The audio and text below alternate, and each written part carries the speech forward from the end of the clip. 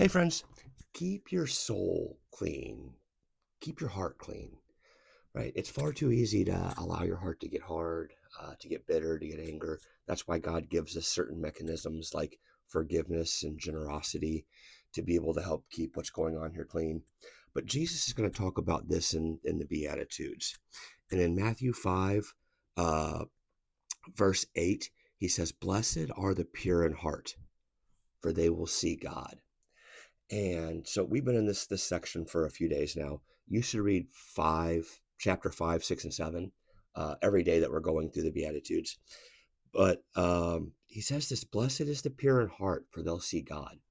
See, this is something that Jesus has been saying, and we've had lessons on this before. Like, you won't see it until you do it, right? We've said you won't understand why you should forgive until you try it and you realize the forgiveness wasn't for them, it was actually for you. Right? This is the same type of idea. But he says, "Blessed are the pure in heart. Blessed are those who keep their heart pure."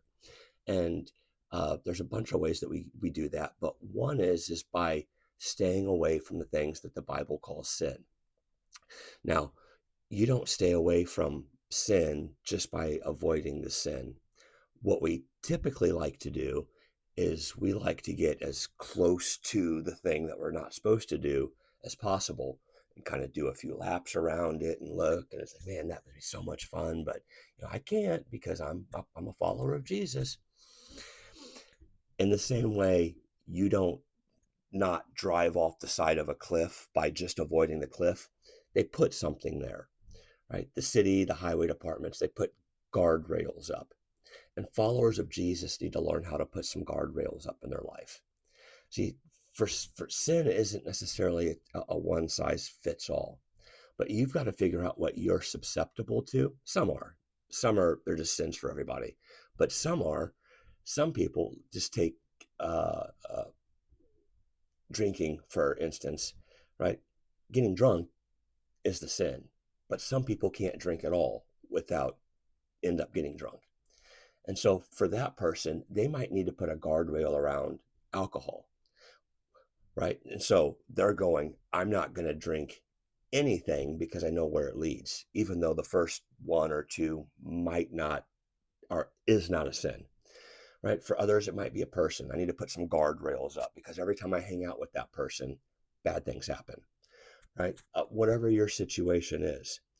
What we have to do is we've got to figure out what we're susceptible to, what leads us to sin, what leads us to fall, what leads us to create some hardness in our heart. And we've got to learn to put some guardrails up. Now, that might seem silly. I get that. But I think it's rather to look silly and stay out of trouble than it is to not look silly, to be socially acceptable or whatever, and to get real close to the thing that's going to end up burning us and going, I wonder if it's going to happen this time. So Jesus, he just simply says, look, blessed are the pure in heart. They're the ones that are going to see God.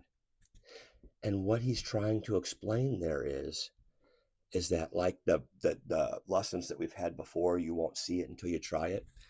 We don't see what God's up to if we have a hard heart, or if it's worried or jaded or materialistic or just it can't find any roots.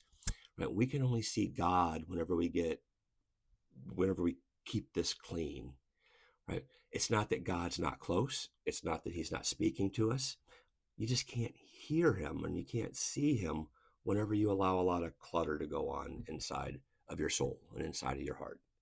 So Jesus, he simply says, look, blessed are the pure in heart, for they're going to see God. You do what it takes to keep this clean, whether it means some silly looking guardrails around certain areas in your life that everyone's going, nobody does that. Well, I do, because I'm trying to have a relationship with Jesus. Or whether it means just you might have to cut certain things completely out. I hope this helps. Blessed are the pure in heart. They're going to see God. Have a beautiful day. Bye-bye.